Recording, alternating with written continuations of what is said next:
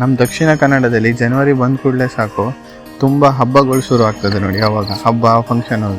ಇವತ್ತು ನಾನು ತೆಕ್ಕಟ್ಟೆಯಲ್ಲಿರುವ ಮಣೂರು ದೇವಸ್ಥಾನ, ಒಳಗಿನ ದೇವಸ್ಥಾನ ಅಂತ ಅಲ್ಲಿ ಕರ್ಕೊಂಡು ಹೋಗಿ ತೋರಿಸ್ತೇನೆ. ಇವತ್ತು ಅವ್ರದ್ದು ಗೆಂಡ ಪೂಜೆ ಇದೆ. ಗೆಂಡ ಪೂಜೆಯಲ್ಲಿ ಏನೇನು ಮಾಡ್ತಾರೆ, ಹೆಂಗಿರುತ್ತೆ ಅಂತ ನೋಡೋಣ ಬನ್ನಿ. ಇವತ್ತು ಗೆಂಡ ಪೂಜೆಯಲ್ಲಿ ಪಾತ್ರೆಗಳಿಗೆ ದರ್ಶನ ಮಾಡಿ ಅವ್ರ ಮೈ ಮೇಲೆ ದೇವ್ರು ಬರ್ತದೆ. ದೇವ್ರು ಬಂದು ಗೆಂಡ ಪೂಜೆ ಹತ್ರ ಹೋಗಿ ಅವರು ಅಲ್ಲಿ ಪ್ರಸಾದ ಹಾಕ್ತಾರೆ. ಪ್ರಸಾದ ಆಗಿ ನಂತರ ಸೇವೆ ಯಾರ್ಯಾರು ಕೊಟ್ಟಿರ್ತಾರೆ, ಗೆಂಡೆ ಸೇವೆ ಹೆಂಗಸರಿಗೆ ಮಾತ್ರ. ಗೆಂಡೆ ಸೇವೆ ಕೊಟ್ಟ ನಂತರ ಅನ್ನದಾನ ಇರ್ತದೆ. ಅನ್ನದಾನ ಅಂದರೆ ಲೈನ್ ಇರ್ತದೆ, ಅಲ್ಲಿ ಹೋಗಿ ನಿಂತ್ಕೋಬೇಕು. ನಿಂತಾದ್ಮೇಲೆ ಯಾರ್ಯಾರು ಸೇವೆ ಕೊಟ್ಟಿದ್ದಾರೆ ಅವರೆಲ್ಲ ಊಟ ಮಾಡಿಕೊಂಡು ಮತ್ತೆ ದೇವಸ್ಥಾನಕ್ಕೆ ಬಂದು ಅವ್ರು ಮತ್ತೆ ಪ್ರಸಾದ ತೊಗೊಂಡು ನೆಕ್ಸ್ಟ್ ಡೇ ಜಕ್ಕೆಬೇಲ್ ಇರ್ತದೆ. ಜಕ್ಕೆಬೇಲ್ ಅಂದರೆ ದೇವ್ರು ತುಂಬ ಖುಷಿ.